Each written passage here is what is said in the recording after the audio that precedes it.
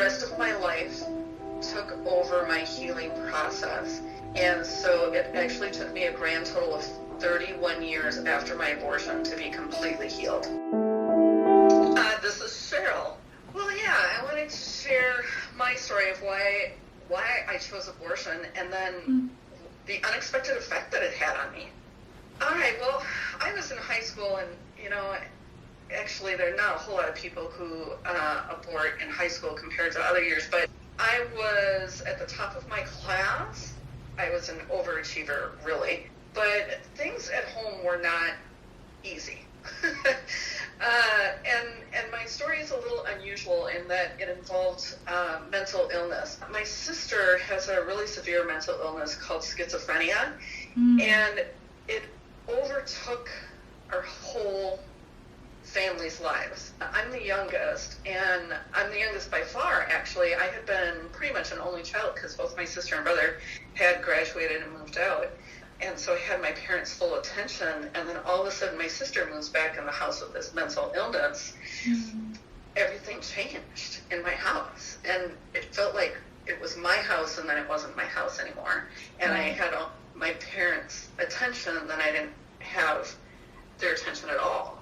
And so I went looking for love someplace else, and I got pregnant. Here I am, very end of my junior year in high school. I'm looking forward to my senior year. It should be awesome with all my activities. I had great prospects for college, and I'm pregnant, and I should have had a baby in January of my senior year in high school. But there's so much stress in my house.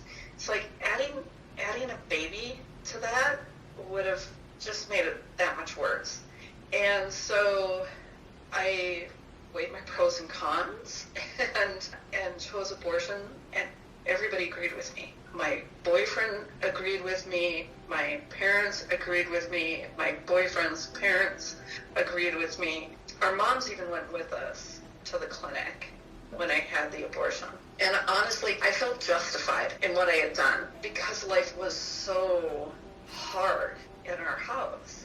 So, I went on with life. I thought that having a baby was going to interrupt my life. It turns out one of my friends from high school was pregnant about the same time that I was, and all of the things that I thought, she proved wrong. She graduated on time. She graduated ahead of me. She went on and got not just her 4-year degree, but she got a master's degree, all while having a kid. Our senior year in high school. Yeah, how did that make you feel? I think more than anything, it just made a division between the two of us. Like, I didn't know how to be around her, and she didn't know how to be around me.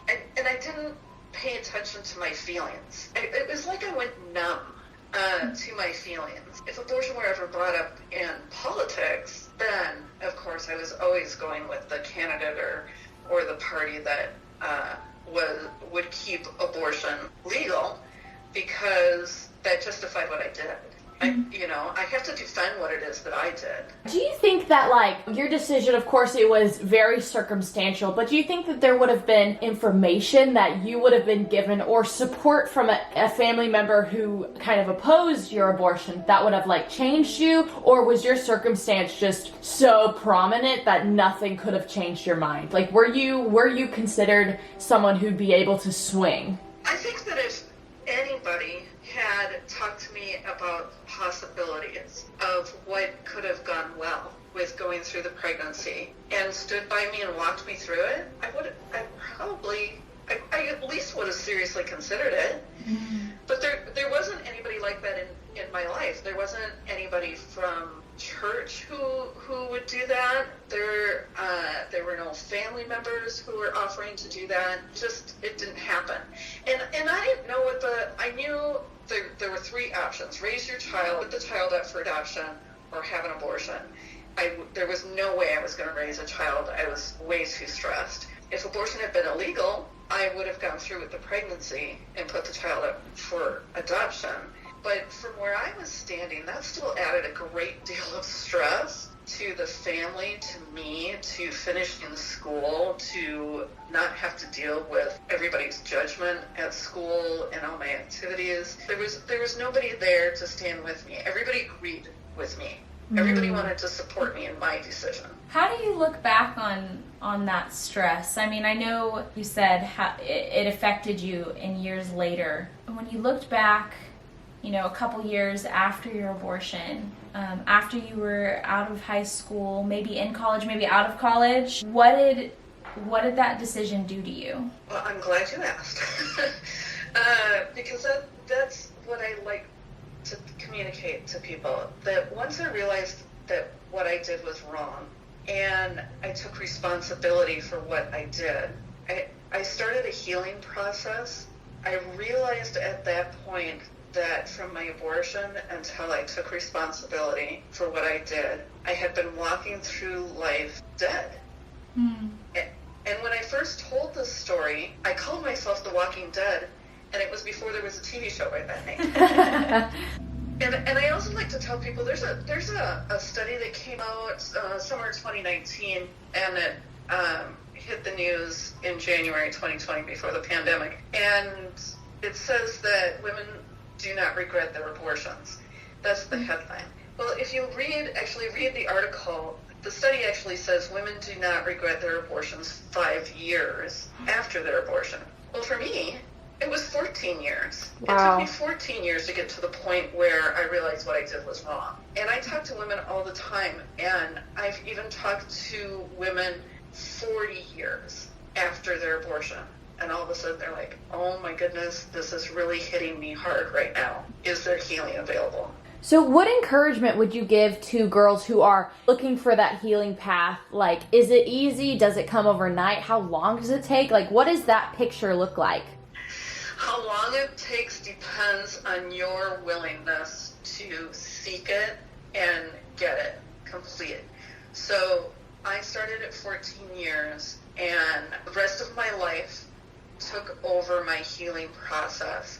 And so it actually took me a grand total of 31 years after my abortion to be completely healed. I was just talking to a whole bunch of women today, all post-abortive, and they actually lead other women through healing programs, and they were saying, I often receive another level of healing when I'm leading somebody else through a healing program. Or something came up and it triggered something I wasn't expecting, and I realized that there was something more there that I needed to deal with.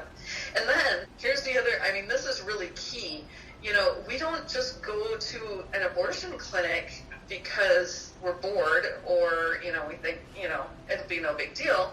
Yeah. There's always some sort of trauma that got us to the point of being pregnant and in a crisis pregnancy in the first place. We might get healed from the abortion. This is my story. I got healed from abortion before I was healed from the whole trauma. That's the case for a lot of people, that they've got reasons they were in a crisis pregnancy in the first place. Yeah, that's absolutely true. You made an interesting statement that I wanted to maybe poke deeper on, ask a further question of. You said at 14 years is when you realized that what you did was wrong. Why would you state that it's wrong? Well, I took a life. My boyfriend actually paid for the abortion, so I hired somebody to kill my baby. I took a life. It was wrong. And I realized that my baby was sucked out of me, and so was my joy at the same time.